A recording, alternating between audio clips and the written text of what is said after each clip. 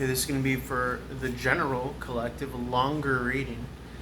Empress energy, this is very positive sign, positive omen here. She's fertile, pregnant. She goes with this guy here, the Emperor.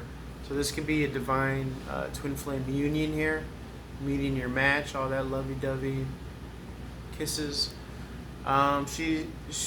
It could be literal pregnancy. I always like to think that it's not always just literal. It's, could be money-making opportunity, something exciting, fun, whatever it is. We know it's going to be good because that's what the Empress represents. She's powered by Venus.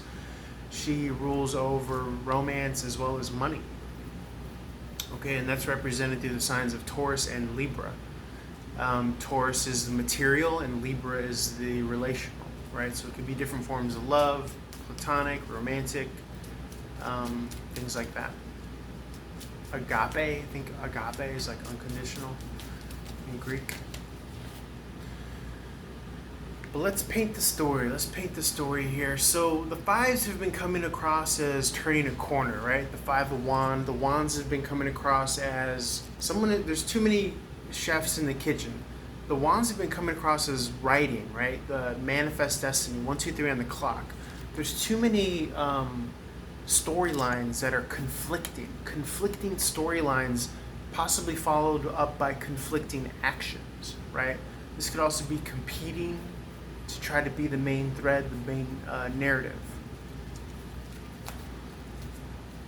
But I always say that the Five of Wands, this could also represent an enclosure, the storylines of how you got to where you got.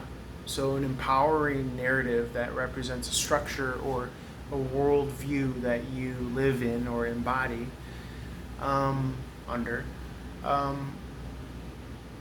Stretching out my neck here. I also see it as what it looks like is like a campfire. So something that you could ignite through action, through motion, working a plan, so you could start a warm fire. Okay, being able to provide the warmth needed to possibly house and or contain and or just warm up this Empress energy, warming up to the Empress almost.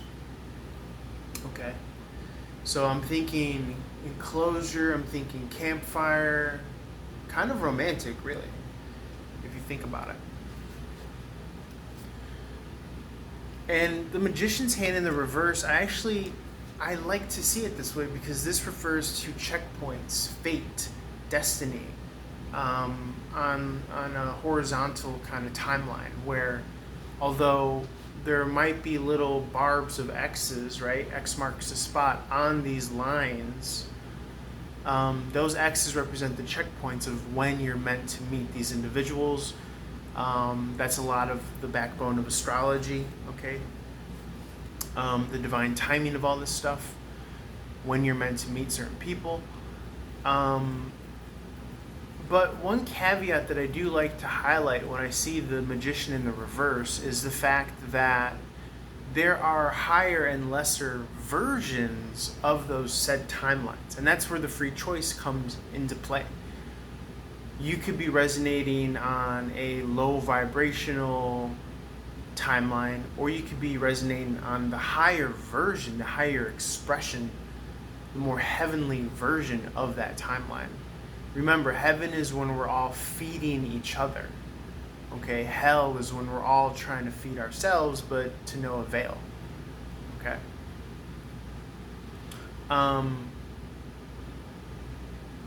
So you're empowered in the sense that yes, maybe there are fated destiny checkpoints, but you're empowered because you get to choose which timeline you're resonating on. So be mindful to climb that ladder of consciousness and self-awareness and personal vibration, right?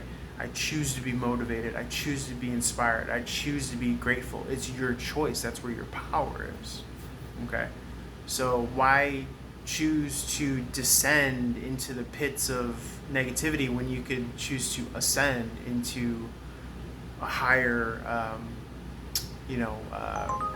heavenly almost consciousness?